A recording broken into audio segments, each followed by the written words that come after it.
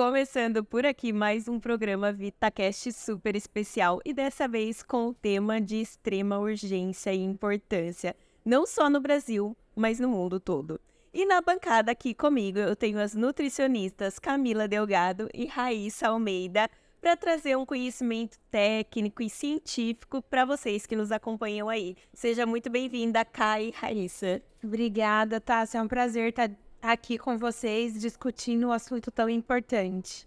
Muito obrigada, Tássia. É um prazer imenso, como a Camila disse, estarmos juntas aqui. Esse programa é um oferecimento Vitafor Nutrientes. Ele foi criado especialmente para nutrir você, ouvinte e espectador, com conteúdo relevante, informativo, trazendo sempre muito conhecimento e saúde.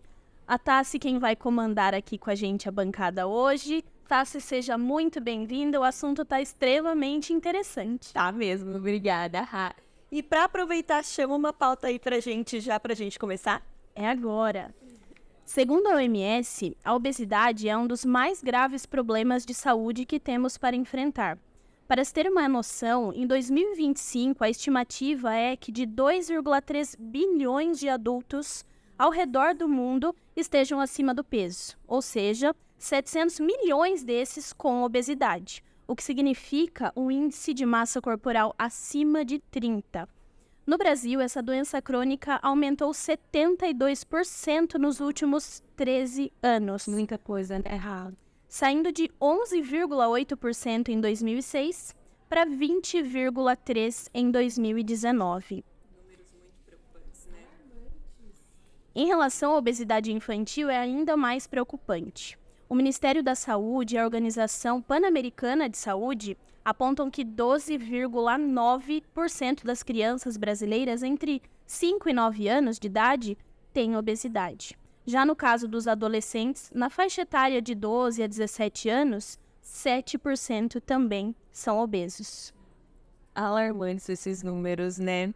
E em decorrência desses números subindo cada vez mais, o número procurado de procedimentos para emagrecimento um pouco mais rápido, né, vem crescendo, como a cirurgia bariátrica.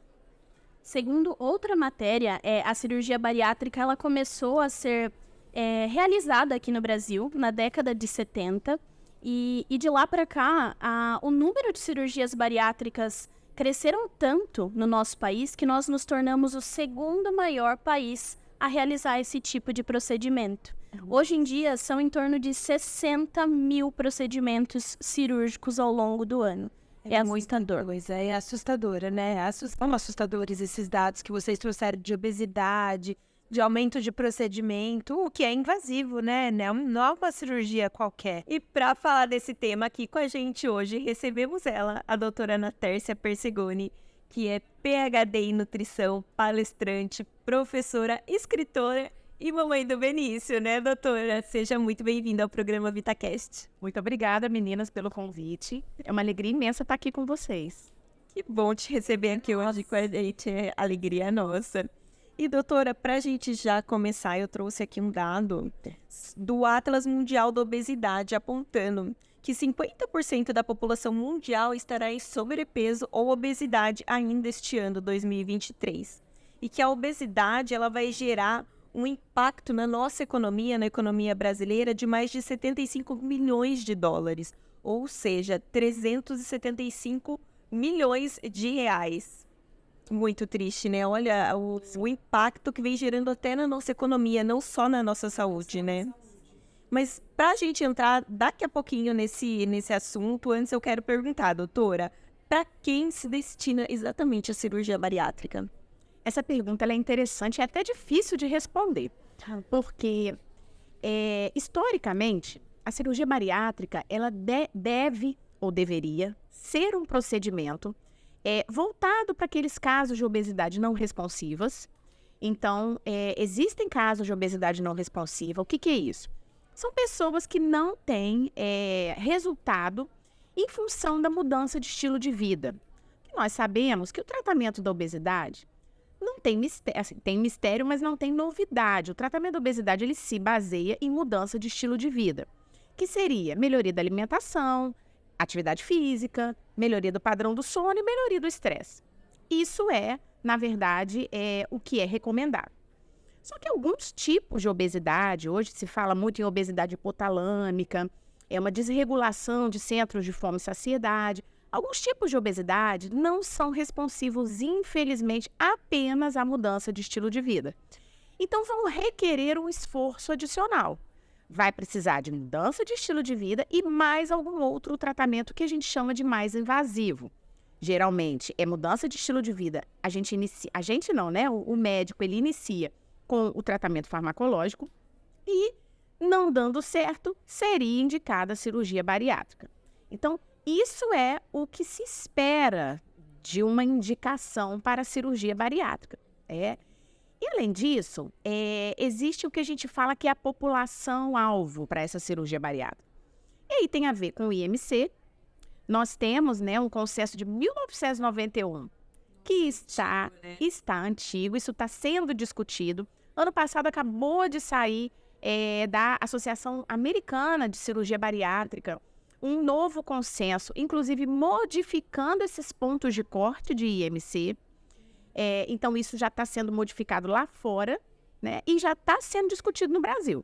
Então, antigamente, na 1991, a cirurgia bariátrica ela era indicada para pessoas com IMC acima de 40. Poderia ser feita em pessoas com IMC acima de 35 com comorbidades associadas. E acabava que a grande parte da população se situava aí. Porque, geralmente, quando há obesidade, há uma síndrome metabólica instalada. Dificilmente isso não acontece. Então, você tem um diabetes, uma hipertensão, uma esteatose hepática não alcoólica, um problema de sono, uma apneia do sono. Então, acaba que assim, a grande parte dessa população, ela se situava nesse IMC acima de 35 como candidato à cirurgia bariátrica. Isso é o IMC, mas existe também a indicação por idade.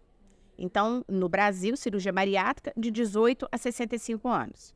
Menores de 18, somente com autorização dos responsáveis, em casos extremos, com comorbidades graves associadas. E mesmo assim, de 16 a 18. Menores de 16 anos, sem indicação.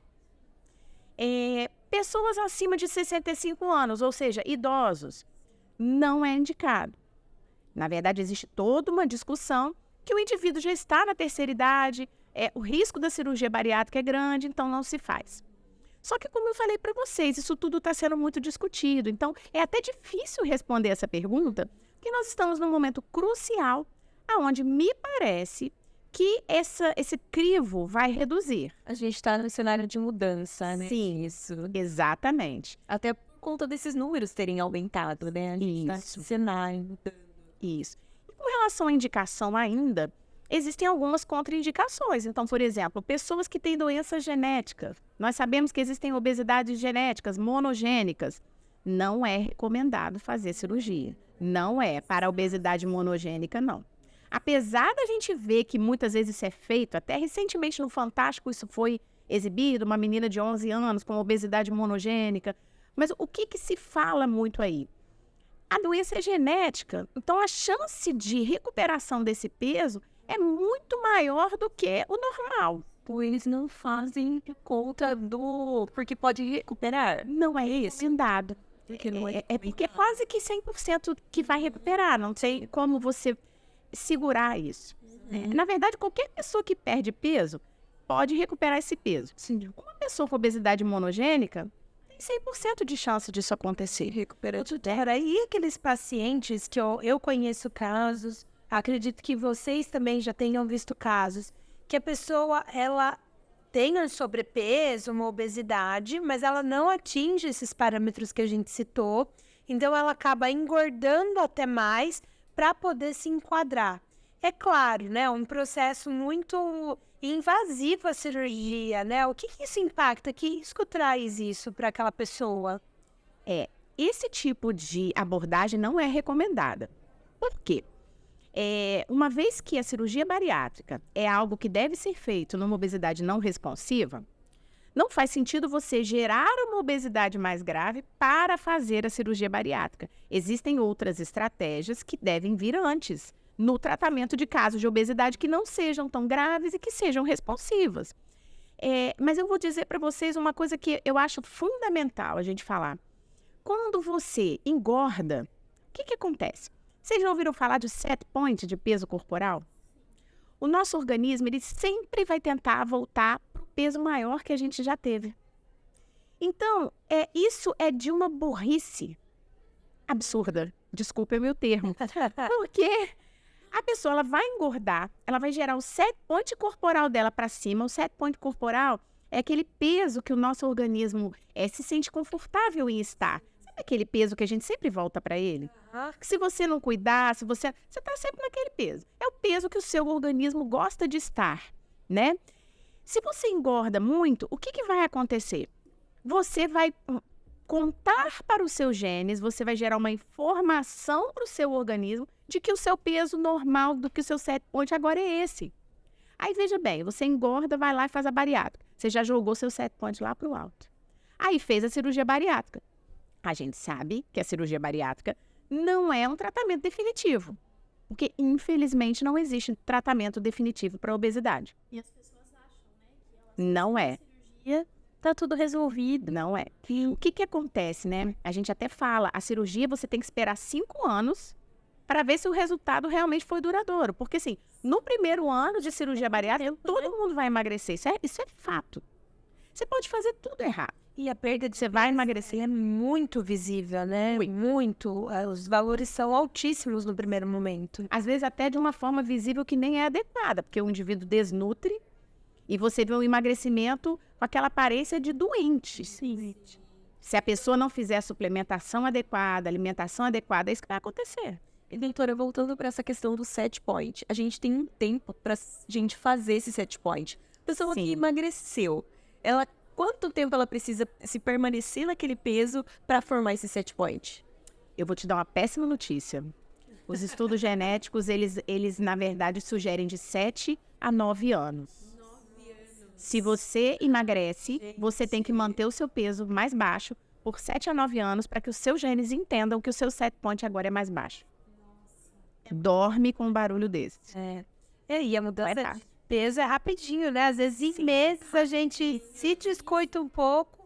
Então, você aí de casa, que tá no processo de emagrecimento, já sabe, né? De 7 a 9 anos, gente. Por isso que eu sempre falo que perder peso é muito mais fácil do que manter o peso perdido. As pessoas precisam entender que quando emagrecem, elas têm que continuar tratando com o seu nutricionista, com o seu médico, com o seu personal. Tem que manter a suplementação, tem que manter a alimentação por anos. Não é um tratamento... É por isso que talvez até esse termo dieta esteja sendo tão discutido. Porque ele não é um tratamento que tem início e fim. Ele tem início, mas ele não tem fim. Então você precisa realmente mudar estilo de vida e conseguir manter isso em longos anos da sua vida. É a única forma. E, doutora, já que a gente está falando de peso, você já lutou bastante com a balança também, né? Muito. A gente luta. A gente luta, né? Eu também já lutei bastante com a balança. A vida é essa. Diga uma coisa, como é a sua relação hoje com a comida e principalmente como foi na infância? Olha, hoje eu digo que é muito boa, porque a gente aprende. E eu gosto de alimentação saudável, né? Não é à toa que eu tô como nutricionista. Eu trabalho com obesidade há 23 anos, então eu estudo isso. Consegui chegar numa relação boa. E te digo que relação boa é comer coisas calóricas e que não são saudáveis de vez em quando também. Um equilíbrio. É um equilíbrio, porque ninguém vive, né, de dieta. Não dá. Então, assim, hoje eu consegui encontrar um equilíbrio. E eu te digo, assim, eu nem tô no peso que eu queria, mas eu entendi que esse é o peso que o meu organismo fica sem que eu precise fazer sacrifícios absurdos. Porque também é uma escolha. Quando a gente fala de estar aberto, né? Ser mais flexível, não fazer aquela dieta rigorosa, a gente fala de convívio social, a gente fala de sair, a parte mental mesmo. Claro, comer tá dentro da palavra comemorar. Ah lá. Flui naturalmente. Exato. Se você tira o que a pessoa gosta de comer, como é que a pessoa vai ser feliz?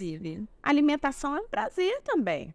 E nós precisamos ser felizes, né? A gente precisa comer o que a gente gosta. O legal é que hoje em dia é possível você encontrar alimentos saudáveis, gostosos, existem substituições, existem receitas, você consegue incorporar mais fibra, você consegue modular o intestino, você consegue fazer mitocôndria para que você tenha um gasto calórico aumentado. e isso até te permita comer um pouco mais. Então, assim, hoje a gente, graças a Deus, nós temos A estratégias. gente tem a ciência É, a nosso favor. que bom, né? E você me perguntou na infância era bom também. A minha mãe é muito saudável, né? Uma pessoa muito saudável. Então, sempre me deu muita fruta, sempre me deu muita verdura. Eu sou da roça, eu sou DR, da roça, né? Então, eu sou a pessoa da roça. Então, assim, a gente sempre teve horta, sempre comia ervas e especiarias numa época que ninguém nem falava, né? De fitoquímicos, flavonoides, eu já fazia isso. O que deu ruim Isso que eu ia te perguntar. foi, Momento ali, então, teve sou eu nessa briga com a balança. de meu pai, que Deus o tenha, mas assim, ele tinha uma distribuidora para supermercado, né? Teve uma época que ele tinha. E comprava, assim, na verdade não comprava, mas levava para casa, por exemplo. Eu nunca vi meu pai comprando 1 litro de Coca-Cola. Eram resmas e mais resmas que iam para minha casa, da distribuidora. Caminhão parava na porta e levava para minha mãe, que era da empresa dele. O caminhão parava e deixava. Então, assim, chocolate era uma coisa que ficava em cima da geladeira. Sabe aquelas caixinhas de... Eu lembro direitinho, essa é a maior lembrança da infância. As caixinhas de batom, aquele chocolate batom. Era uma caixa. Acabava a caixa, minha mãe repunha a caixa em cima da geladeira. E aquilo ali a gente podia comer à vontade. Em abundância. Em abundância. Talento, na época que lançaram aquele chocolate Talento, eram caixas que tinha na minha casa. Fora os biscoitinhos de pacote, né? Por quê? Porque também numa época, assim, minha família sempre teve pouca grana, assim, sempre foi muito pobre. Meu pai, nessa época, melhorou de vida. Então, acho que isso também era uma coisa, tipo assim, olha, agora a gente pode, né? Agora a gente pode comprar refrigerantes. E isso me ajudou muito, porque hoje eu atendo no SUS e eu entendo isso. O paciente fala pra mim, mas doutora, final de semana, quando eu recebo o meu salário, eu tenho que comprar um refrigerante. É um símbolo de status ele poder comprar o refrigerante dele, o chocolate ultraprocessado, que a gente sabe que às vezes tem um xarope de glicose, um negócio que não é bom, né? Mas tem essa questão social também. E isso deu ruim. Nessa Nesse foram muito ruim. porque não era um consumo esporádico, né? Assim, foi muitos anos da minha vida. Foi no momento que eu entrei na adolescência, então eu comecei a engordar muito na adolescência, né? E aí, a adolescência, que é um período já complicado, né? Então foi um momento que eu comecei a me interessar. E a minha mãe sempre foi magra, né? Minha mãe sempre teve aquele corpo assim, eu falo que Deus deu só pra ela, porque é impressionante. E aí, o que que acontece? Ela ficou preocupada na época, aí me levou em médicos, e aí começou a saga. Tomei muita anfetamina. Porque leva no médico, o que que o médico faz, né? Na época ele fazia isso, me dava anfetamina. E eu até vou falar na palestra de amanhã sobre isso, né? Então, assim, isso também desestrutura muito o nosso metabolismo. E a tua relação com a comida nesse momento fica um pouco abalada. Fica, porque você começa a ficar com medo de comer, né? Quando você engorda e você fala, caramba, eu tenho que fazer alguma coisa. A sensação é o medo de comer. Hoje que eu tenho o conhecimento que eu tenho, né? E apliquei o meu método de emagrecimento, vi que dá certo, vi que é possível, é tranquilo. Então foi por isso que você Né? se especializou em emagrecimento. Com certeza. Foi por isso que eu fui fazer nutrição. Foi por isso que você foi fazer Com nutrição. certeza. E quando você foi, você já tinha conseguido emagrecer ou ainda não estava nesse Não. processo? Eu acho que eu consegui emagrecer mesmo, assim, de estar mantendo. Tem 3 anos que eu estou mantendo, é agora. Demorou. Não é um processo fácil. Não é fácil para É ninguém. uma luta constante e continua ainda, né? Muito para sempre, né? A fase de manutenção, ela é assim. Toda pessoa que tem predisposição ao ganho de peso, ela vai ter sempre. Sim. Então, dos 7, doutora, você tá 3. Dos 7 anos para manter os 7 points. Pois é. Nossa, falta aí 4. Olha aí, falta metade praticamente. Vamos contar assim, o copo meio cheio? Meio cheio. Recentemente saiu inclusive ele ganhou o Oscar de melhor penteado, melhor ator, melhor maquiagem. E ele é intitulado como A Baleia. Não sei se você chegou a assistir. Adorei esse filme, maravilhoso, né? Ele ganhou diversos prêmios e ele vem sendo muito abordado em rede social, na verdade no mundo todo. E o filme traz um pouco da realidade, né? Ele conta um pouquinho a história de como é uma pessoa com obesidade desempenhar funções que para nós são cotidianas, corriqueiras, né? Hoje em dia é muito comum nós percebemos as pessoas relativizando a obesidade. as pessoas acabam esquecendo um pouco da questão do fator doença, né? Hoje em dia, o mais importante acaba sendo a questão estética, a aparência física, e as pessoas esquecem o risco e as consequências que a obesidade acaba acarretando, né? Esses dias até saiu uma matéria bastante interessante sobre isso, e ela tem como título A Baleia, um filme sobre a obesidade e o comer como válvula de escape. Acredito que todo mundo tenha essa válvula de escape, Sim, né? muito forte. Esse filme eu vi também. Eu vou te dizer que eu não sei até hoje se eu achei ele bom ou ruim. Tô na dúvida. Ele é forte. Impacta.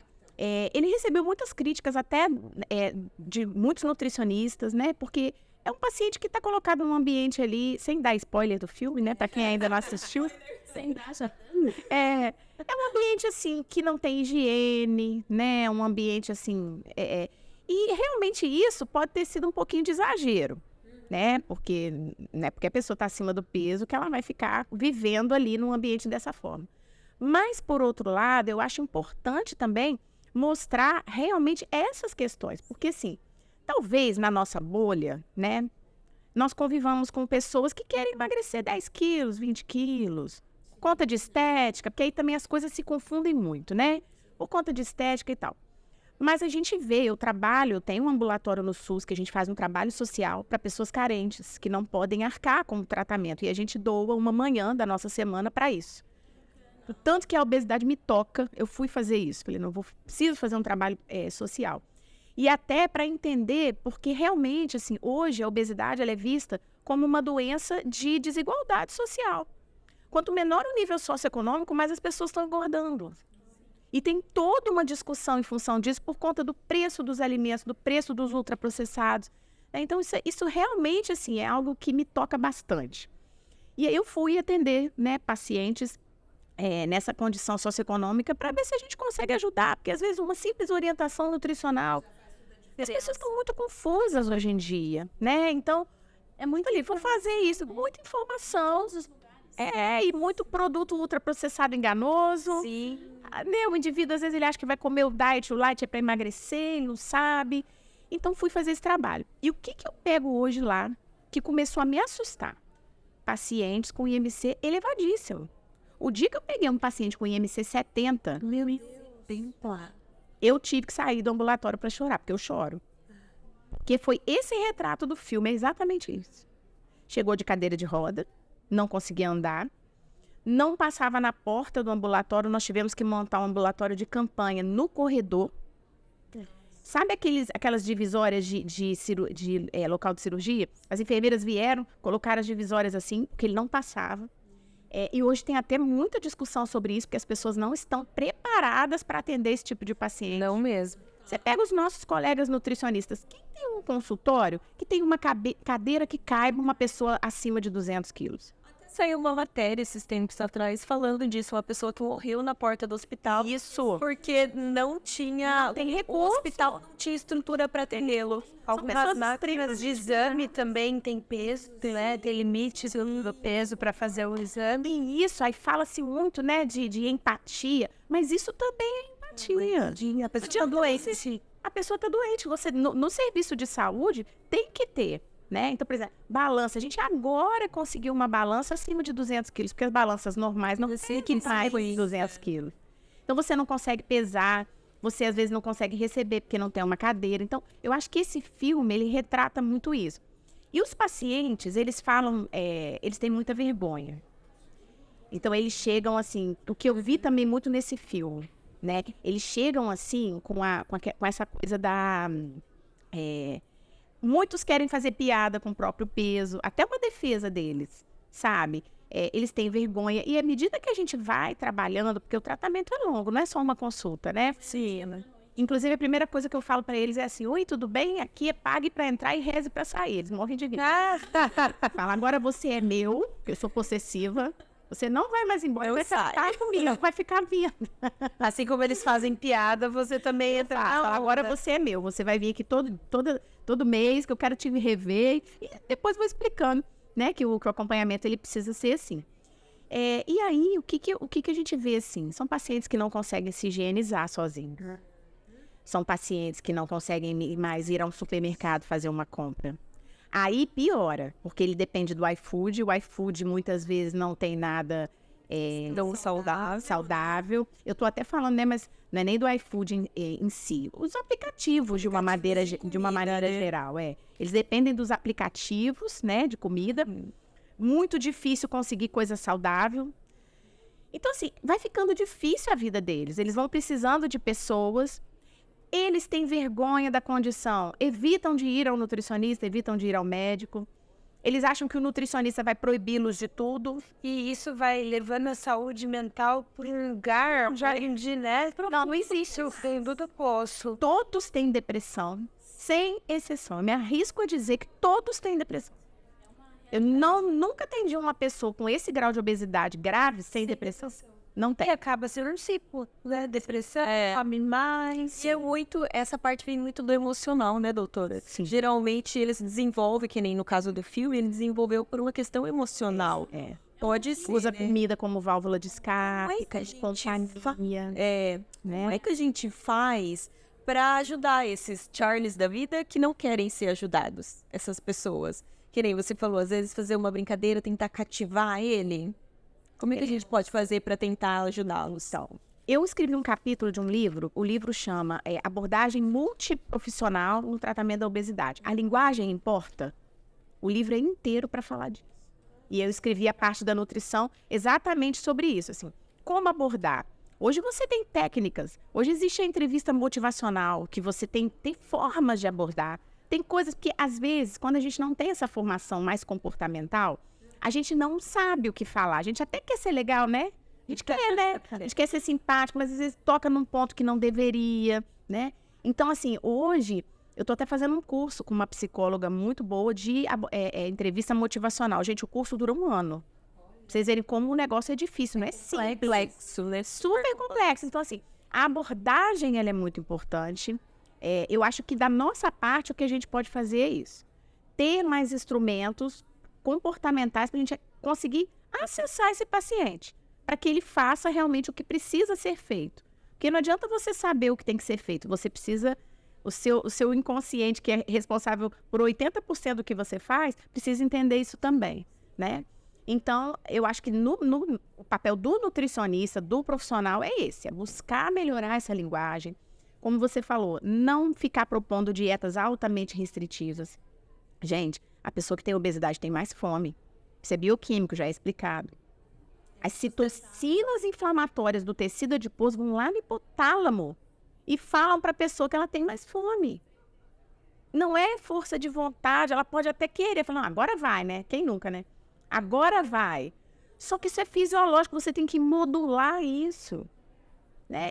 Mas até para a pessoa fazer, ela tem que estar motivada. Sem dúvida, sim, você é muito motivada. E encontrar em você, que é profissional, não uma pessoa que vai julgá-la, mas uma pessoa que vai acolhê-la.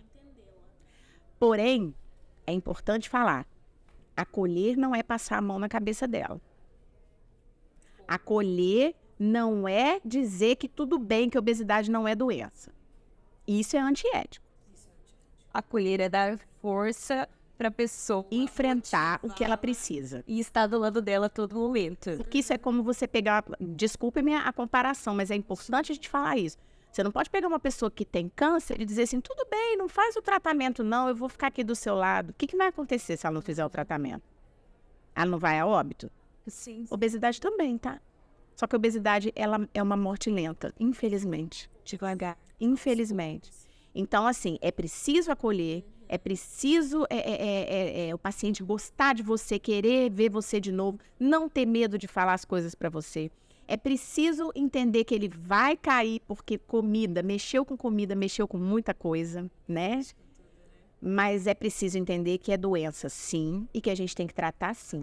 Mas nós precisamos ser um apoio para que essa pessoa se trate. E se trate de uma forma que ela dá conta. Não sendo uma coisa agressiva, uma dieta restritiva. Tem pessoas que não, tem pessoas que estão mais motivadas, outras não. Leve tempo. Família influencia muito o processo. Muito. É muita coisa para fazer. Sim. Por isso que a obesidade cresce tanto no mundo inteiro. Exato. E, doutora, para a gente ter esse emagrecimento acentuado, né? Muito aí se fala que é questão de requer tempo, constância, disciplina. É realmente só isso ou tem outros fatores que a gente tem que olhar aí? Nossa, tem muitos fatores, né, gente? Tem, né? Então, Fator emocional, hormonal. hipotalâmica, que nem você mencionou no começo. Olha, é modulação de hipotálamo, é modulação de sistema de recompensa que é controlado pela dopamina, é modulação de hormônio, é tanta coisa. Doutora, e o que é a inflamação hipotalâmica e o que ela causa na pessoa que está ali com essa inflamação? Quais são os sintomas? Na verdade, na obesidade, você tem não uma inflamação, você tem uma subinflamação, né? Porque você não faz o processo todo de inflamação que a gente aprende, né, do sistema imunológico, mas você tem um início de formação ali de citocina inflamatória.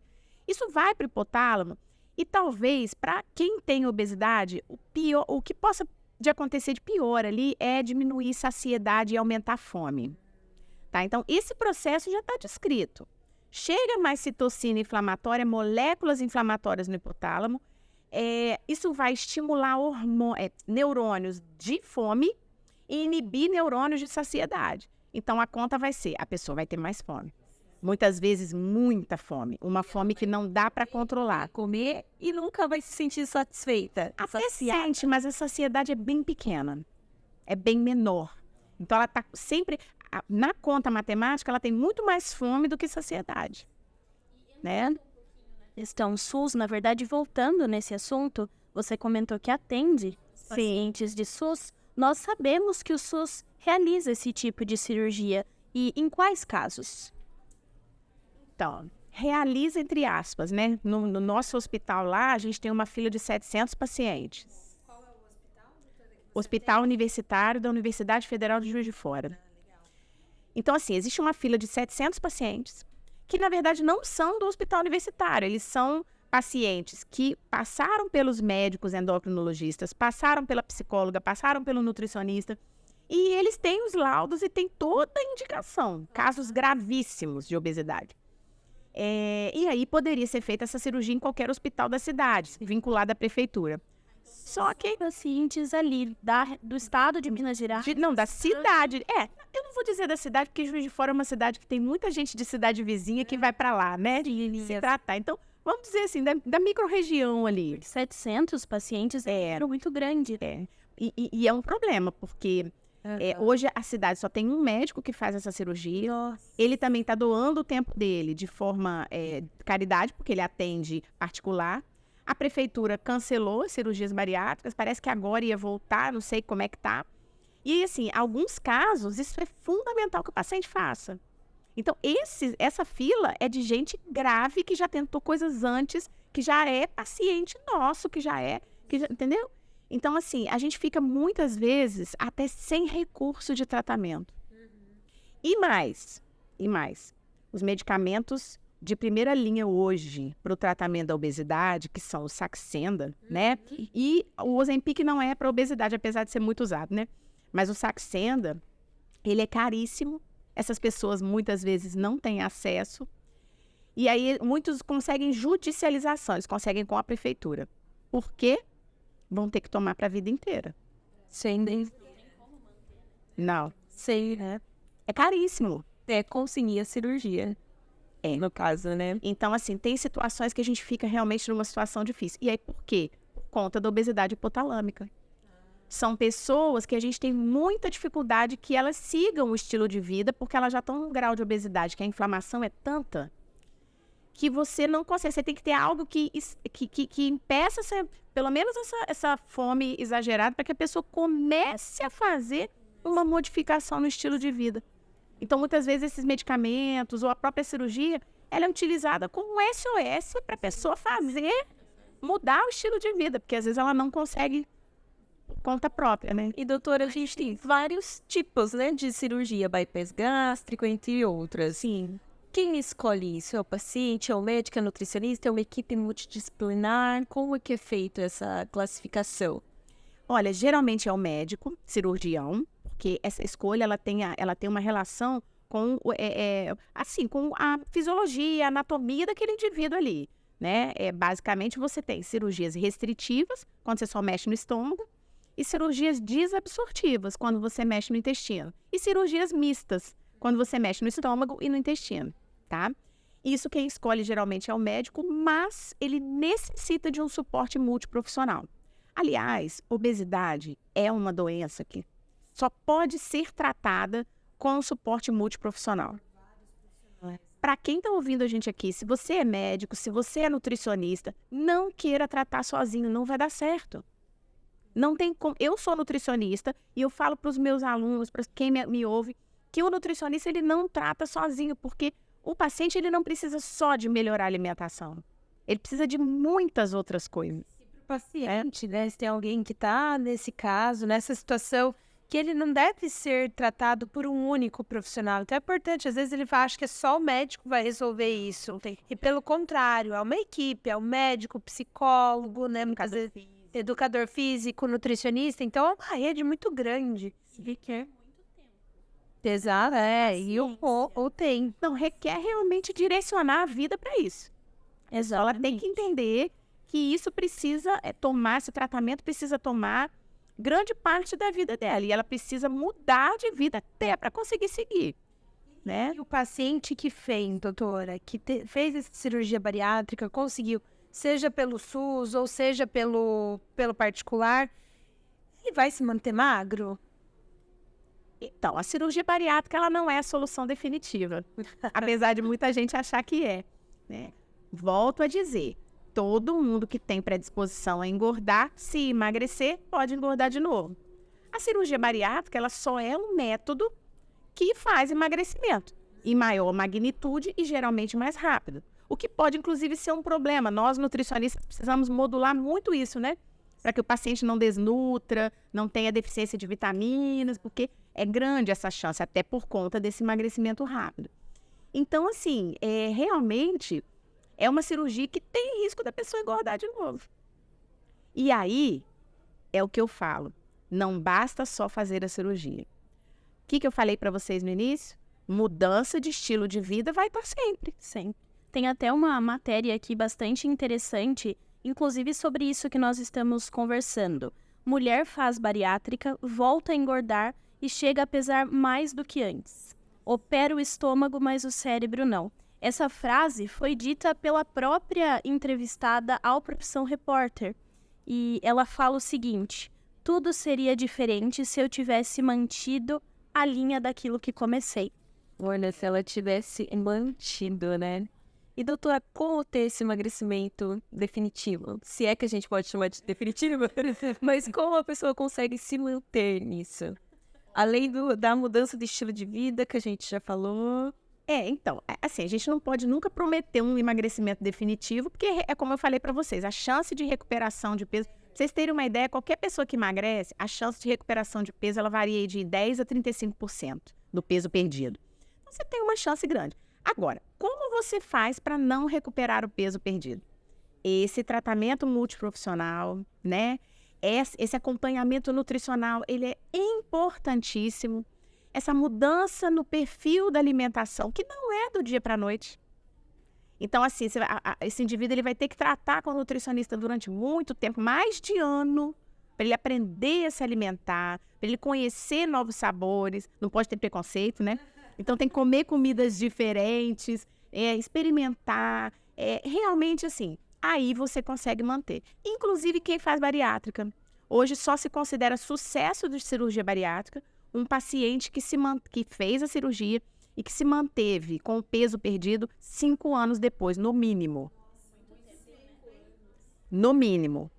Eles falam em percentual de peso perdido. Tem que manter. Que no começo eles emagrecem tanto e tão rápido.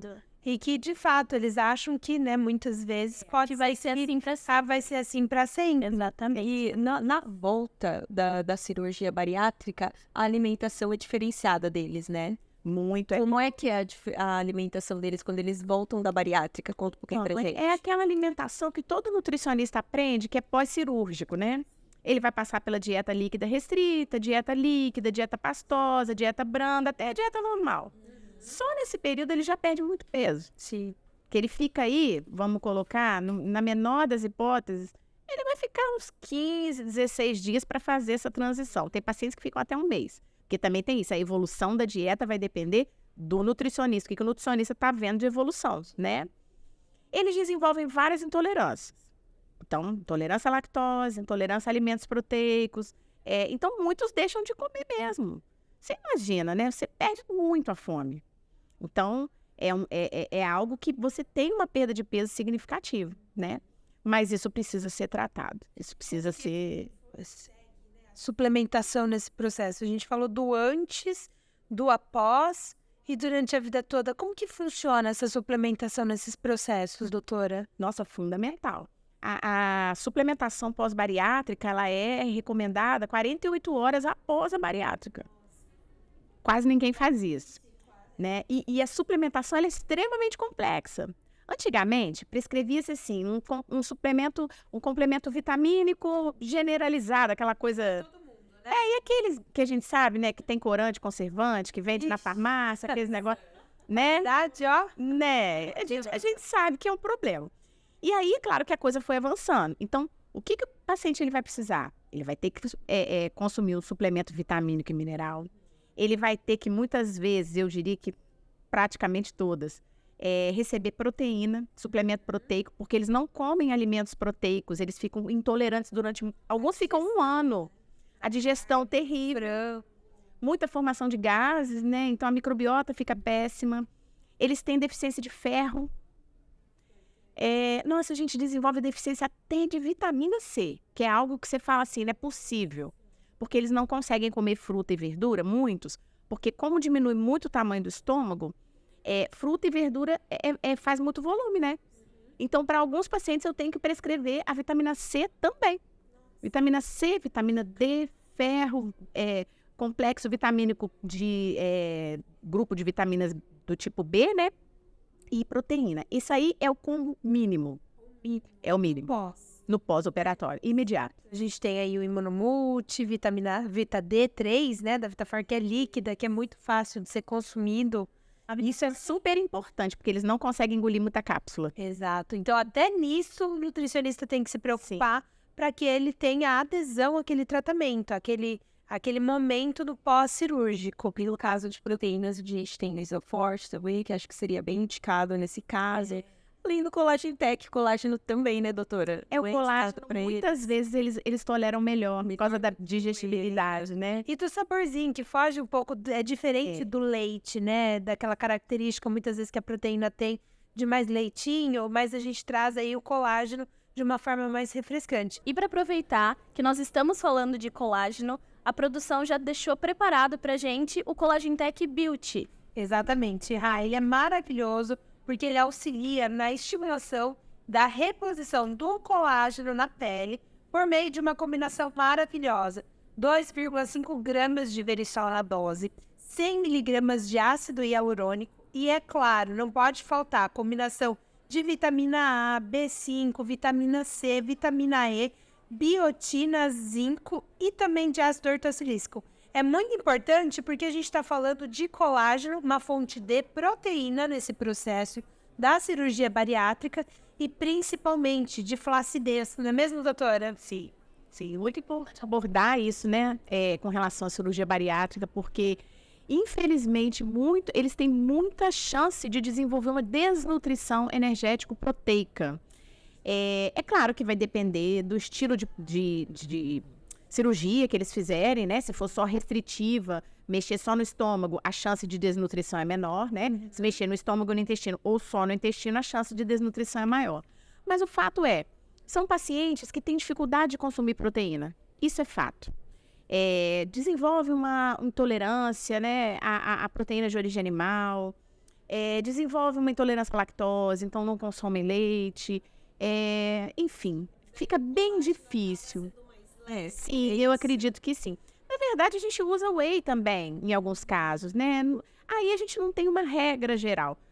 Você pode prescrever o whey de boa qualidade, né? Que não tem aí corantes e conservantes na sua fórmula. Mas alguns pacientes não toleram também o whey. Então, nesse caso, eu tenho visto que o colágeno tem sido bem tolerado. Talvez por isso, por ser de mais fácil digestibilidade, talvez. São pacientes que têm uma formação de gases maior, né? Tem uma dificuldade de digestão. A microbiota já não está muito boa. Apesar de, olha que coisa interessante, a cirurgia bariátrica, ela melhora a microbiota por si só. Incrível. Só de ter a manipulação ali do intestino já há uma melhoria da microbiota. E também associado ao emagrecimento, né? Mas sim, a gente precisa oferecer proteína. Isso é preponderante na cirurgia bariátrica. Acontece muito, o que eu vejo, doutor, é o pessoal enjoar da proteína, porque às vezes toma tanta proteína e geralmente as proteínas, né, são de sabores mais doces. A Vitafort, ela tem uma proteína que é de sabor neutro. Então é o Isofor e agora o lançamento recente deles, que é o 3W, Whey for 3W neutro. Então isso auxilia na preparação, até nos processos dos caldinhos que a gente estava falando, da dieta líquida, pastosa. Então, para quem tem muita dificuldade em palatabilidade, é uma estratégia muito interessante, né? E, na verdade, eu vejo de tudo, viu? Eu vejo gente que fala assim, me dá um negócio com sabor. Tem gente que prefere com sabor. E aí isso é legal ter vários, né? A gente ter aí uma gama de produtos que a gente possa pensar. Porque tem gente que gosta mais de um sabor, gosta menos de outro, gosta mais do neutro. Já vi de tudo. O importante é oferecer proteína, viu, gente? O importante é consumir a proteína. Sim, tudo aporte. Sim. E, diretora, a gente tem presente aí do nosso patrocinador para nossa convidada hoje. Ah, tem que ter, né, tá? Ai, gente, que coisa maravilhosa, hein? Presente é bom, hein, gente? Sempre bom, né? Ó, doutora, um rio pra muito obrigada. levar. Olha que beleza. Posso ver o que tem aqui? Será pro pessoal de casa. Uau! Olha que legal, gente. Isofor, muito bom. Amei, muito obrigada. É o neutro, ai, Deus. Pode. Muito bem, Foi de casa pra casa. Foi de casa pensado. Olha o Imunomulti. Muito bom. A imunidade. Olha, vitamina C, D. Bacana, gente. O Imunomulti agora ele vem com o NAC na composição também, né? Que Nossa, excelente. Você sabe que, cisteína. assim, não só para bariátricos, mas esses pacientes, eles têm muitas vezes uma formação de espécies reativas de oxigênio elevadíssima. O que antigamente eram chamados de radicais livres, né? Porque é um emagrecimento muito acelerado, né, gente? Muito rápido. Uma mudança do corpo muito rápida. É muito rápido. Então, a formação... formação de radicais livres, né? Eu vou tomar licença aqui para falar o nome antigo, porque as pessoas entendem mais quando a gente fala radicais livres. Mas é complicado. E o Waze, esse aqui é bacana, gente. Viu? Não só Não, e eles têm muita dificuldade de digestão. Muita dificuldade, assim. Isso é bem presente, né? Agora, é claro que a gente também tá falando... Obrigada, viu, menina? Obrigada, Deimor.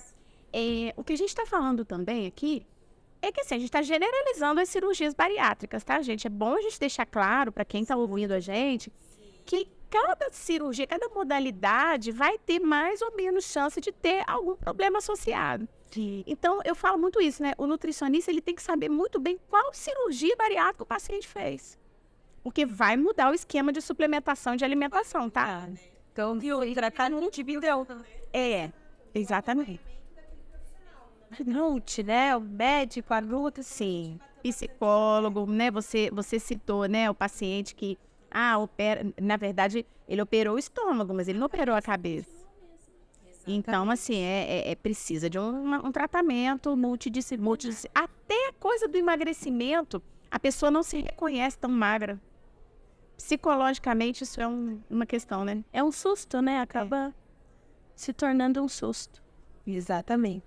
Pessoal. Mas, bom, como já diz o ditado, tudo que é bom dura pouco, né? Infelizmente, nosso bate-papo tá chegando ao fim, né, doutora? Mas eu quero agradecer a sua presença.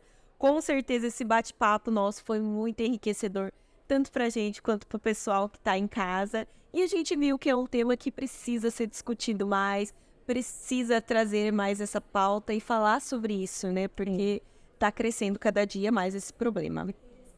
Isso é informação de qualidade, porque a informação a gente vê muito, né? Mas Exatamente. Excesso de informação exatamente. é um problema. Fica perdida, né? Não sabe nem qual estratégia tomar. Sim, eu que agradeço, viu, o convite de vocês. Foi muito bom falar desse tema. Concordo com você, tem muita coisa para falar. Não apenas só cirurgia bariátrica, gente. Obesidade precisa ser discutido. As pessoas estão com informações desencontradas. E eu acho que isso está piorando ainda mais a nossa situação de uma doença que é problema de saúde pública. Então, a gente realmente precisa falar sobre isso, precisa explicar à população, precisa esclarecer. Porque tem muita gente prometendo dietas milagrosas, né? Tem muita gente fazendo coisas que a gente sabe que lá na frente essa pessoa vai recuperar o peso perdido. Muito, né? Então, muito obrigada pela oportunidade. Vocês estão fazendo assim, um serviço muito importante para a sociedade. Eu fico muito feliz de ter colaborado. Você fala um pouquinho mais sobre isso também no seu Instagram, né? Todo dia. Que é @doutora Natércia Persegoni com TH, né, doutora? TH, É isso mesmo, assim o pessoal te encontra. Eles têm dificuldade de me encontrar aqui com esse nome, né? E o @ do nosso patrocinador você já conhece, Vitafor Nutrientes. Inclusive, você também já deve estar vendo aí na sua tela, né? Bom, e, diretor, tem desconto pro pessoal de casa, também presente, né? Tanto produto Tem. E olha, gente, eu tô recebendo aqui em primeira mão que aumentou 20% de desconto. Então, VitaCast 20, só ir lá no nosso site www.vitafor.com.br e colocar no cupom de desconto VitaCast 20 que você adquire 20% de desconto em qualquer produto do site. Lembrando que, né, Tassi, o cupom ele é válido por tempo determinado e também sem aviso prévio. Então, se vocês estão na dúvida de algum produto, corre lá e garante o seu. Exatamente, Camis. E para você que gostou de ouvir o nosso bate-papo de hoje, quer rever ou até mesmo olhar novos episódios, nós estamos em todas as plataformas de streaming, Spotify, Apple, YouTube. Então, de alguma forma, você vai nos encontrar. Camis, não tem como não encontrar a gente. Então, pessoal, vai lá no YouTube, se inscreve, segue a gente no Instagram e fica ligadinho aqui que tem muito conteúdo muito bom vindo aí pra vocês. Até uma próxima, beijos, tchau, tchau.